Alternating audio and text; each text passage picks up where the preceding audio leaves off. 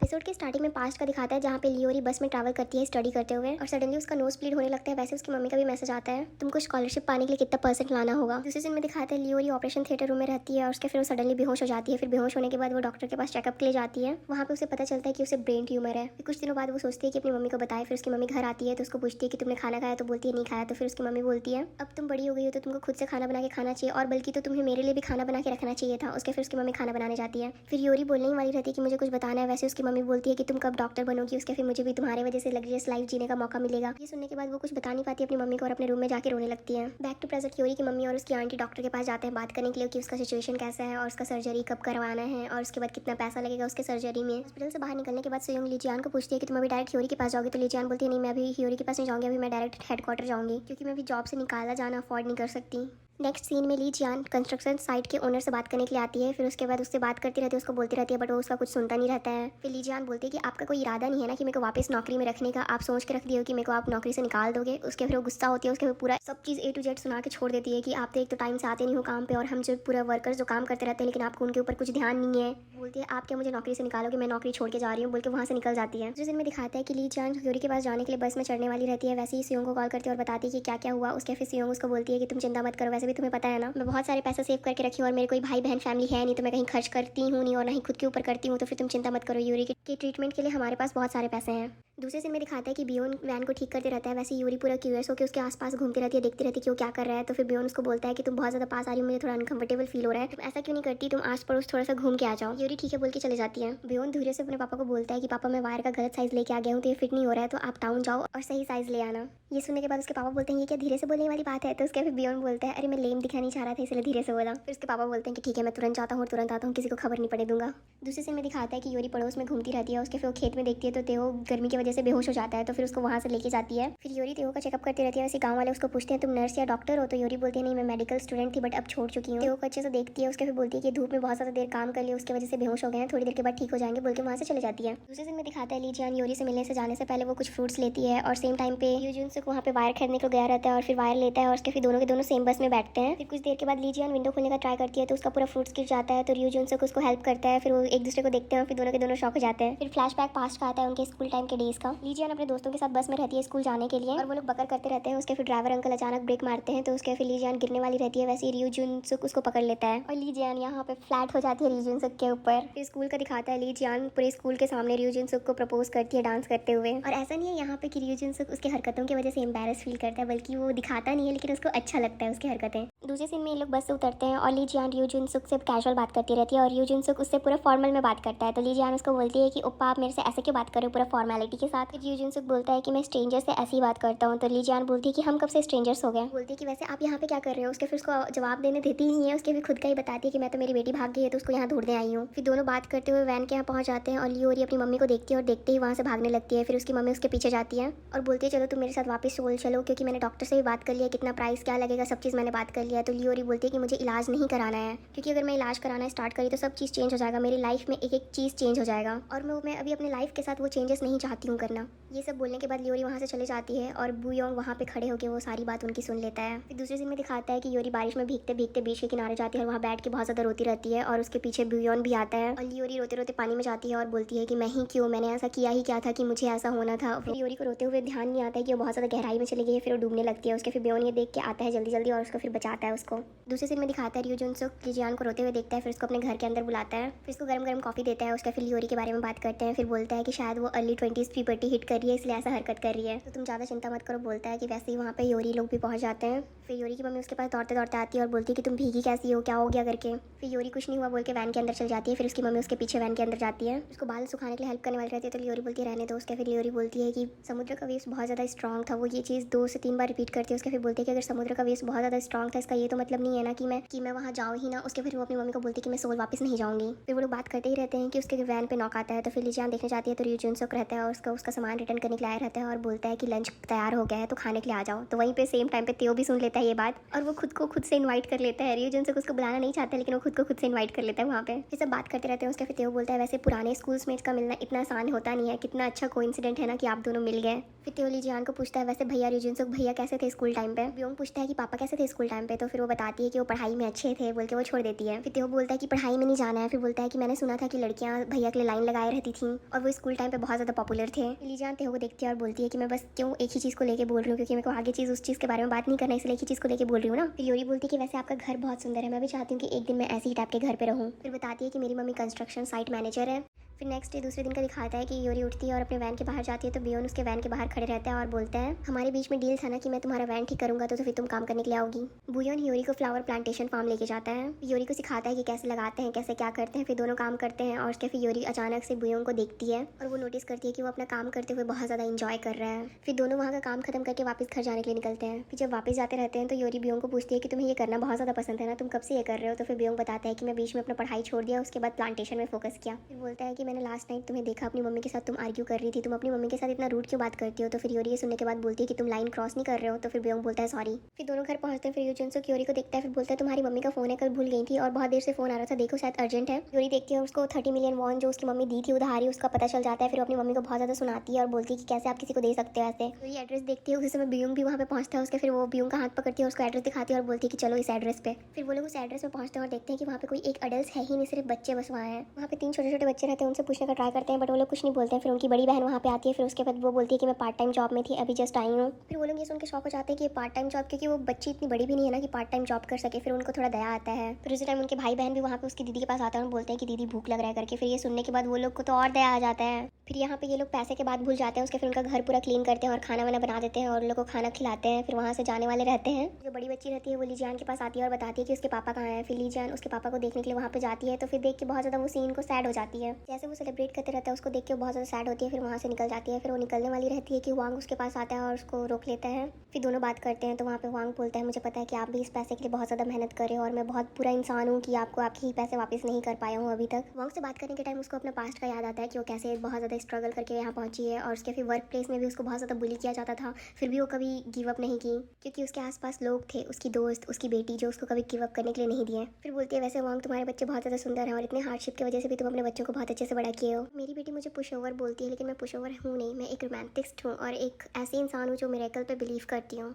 और हम जैसे लोगों के पास कुछ कनेक्शन नहीं रहता है फिर भी हम जी रहे हैं और जी रहे हैं क्योंकि मिरेकल की वजह से। बोलती है कि इसलिए चीफ वांग मैं आपका मिरेकल हूँ, इसलिए बोल रही हूँ कि आप आराम से मेरे पैसे लौटाइएगा। फिर ये बोल के वो वहाँ से जाती है। लीजियान के वहाँ से जाने के बाद चीफ वांग को चीफ किम का मैसेज आता है जो कि वो बताता है कि लीजियान की बेटी बीमार है। चीफ वांग लीजियान के पास दौड़ के आता है और फिर बोलता है कि मुझे आपकी बेटी के बारे में पता चला। लीजियान को एक डॉक्यूमेंट्स पेपर देता है और बोलता है कि ये ज़्यादा नहीं है, जंगल के बीच में एक ज़मीन है, अगर उसको तुम बेचोगे भी तो तुम्हें ज़्यादा नहीं मिलेगा बट मैं जितना बन सके उतना करना चाहता हूँ। वहाँ से जाने वाला रहता है। फिर वैसे ही पलटता है और लियोरी के पास आके बोलता है कि तुम्हारी मम्मी बुरी इंसान नहीं है और बहुत ज़्यादा अच्छी है और बहुत लोगों की जान अभी तक बचाई है बोल के फिर वहाँ से चले जाता है। फिर दूसरे सीन में दिखाता है कि सब घर वापस आ जाते हैं और लियोरी डायरेक्ट सोने के लिए चली जाती है। फिर उसकी मम्मी वैन के बाहर बैठती है और डॉक्यूमेंट्स रीड करते हुए उसको योरी का बात याद आता है। फिर योरी बोली रहती है कि मुझे भी ऐसे प्लेस में ऐसे घर पे रहना है। फिर लीजियान को इससे एक आइडिया आता है और वो रियो जुनसुक के पास जाती है रात में और उसको उठाती है और वो ज़मीन देखने के लिए लेके जाती है। वो ज़मीन बहुत ज़्यादा जंगल के अंदर रहता है तो उसको रियो जुनसुक बोलता है कि बहुत बुरा आइडिया है, यहाँ तो बिल्कुल नहीं। उसके फिर जैसे ही वो लोग उस प्लेस पे पहुंचते हैं तो रियो जुनसुक उसको देख के ही बोलता है कि नहीं नहीं तुम मत सोचो जो सोच रही हो। और लीजियान तो वो प्लेस को देखते ही पूरा प्यार में पड़ जाती है वही उस प्लेस के और पूरा इमेजिन कर लेती है कि कैसे घर बनेगा और उसके फिर लियोरी कैसे वहाँ पे बैठेगी और इंजॉय करेगी। एपिसोड 3 के स्टार्टिंग में ईयर 1998 का दिखाता है जहाँ पे लीजियान अपनी मम्मी की दुकान आती है और अपनी मम्मी को बोलती है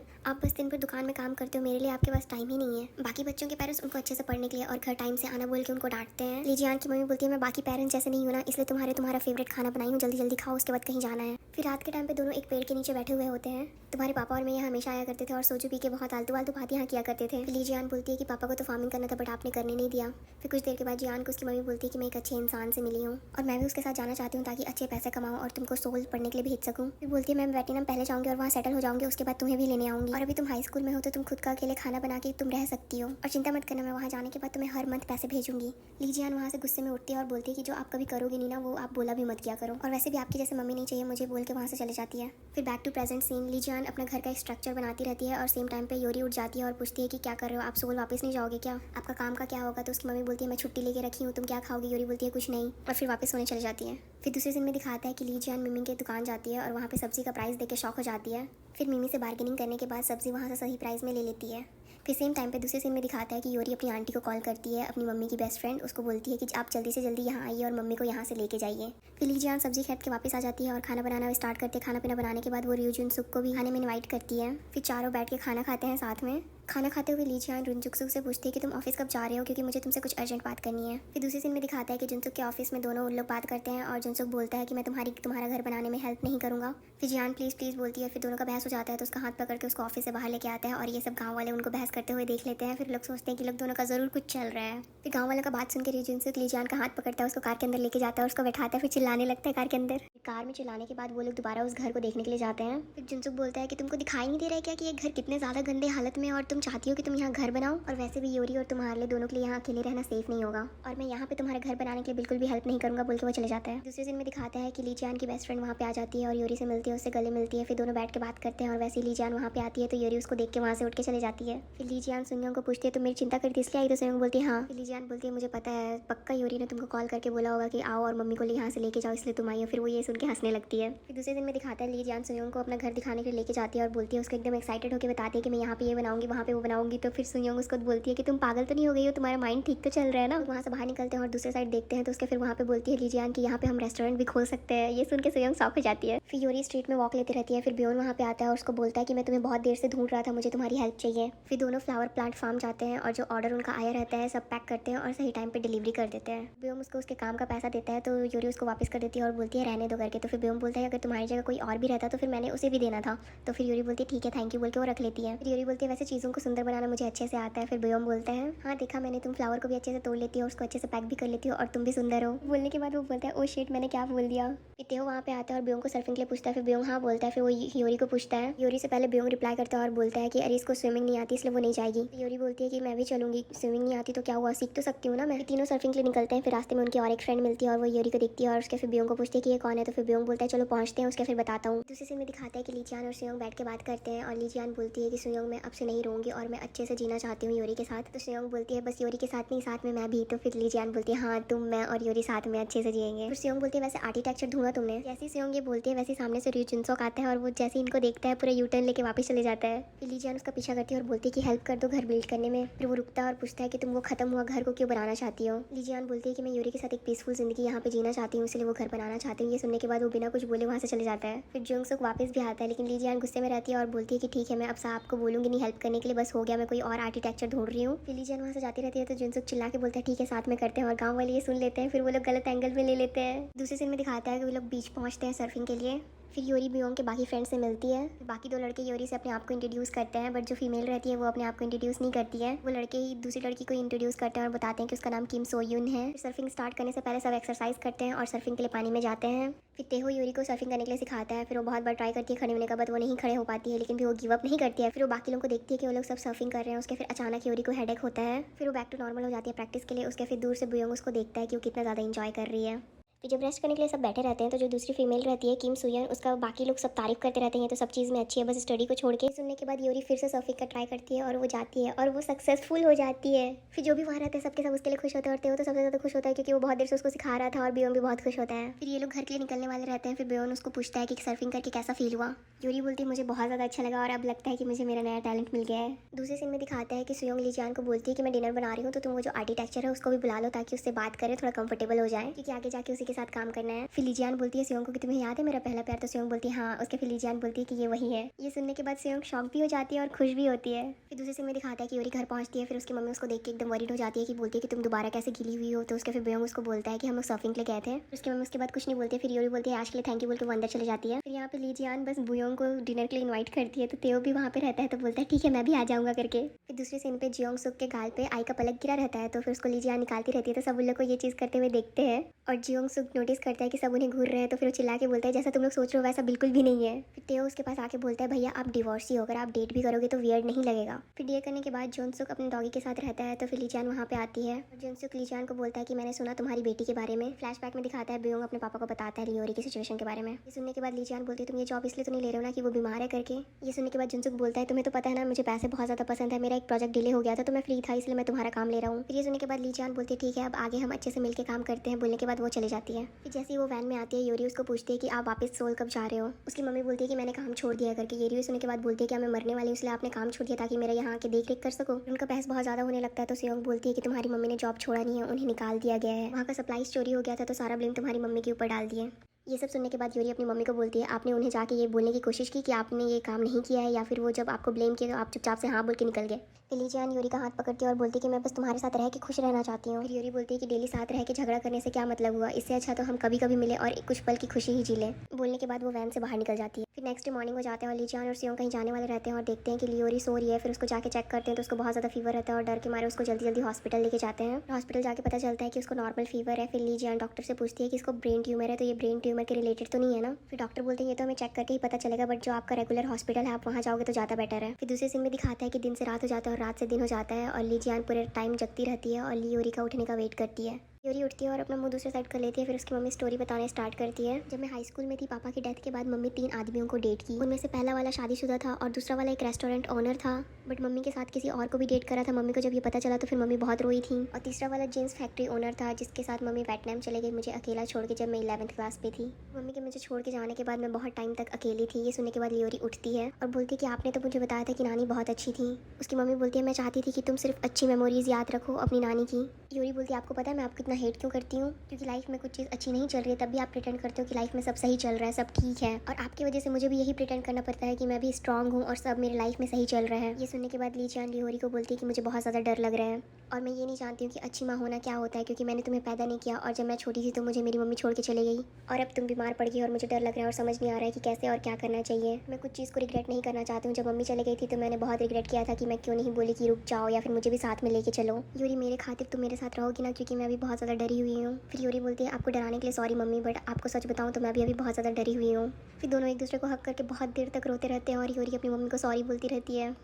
thank you so much people for listening and watching drama पे चर्चा। और आप लोगों को क्या पसंद आया नहीं आया कमेंट सेक्शन में कमेंट करके ज़रूर बताइएगा। Thank you, bye.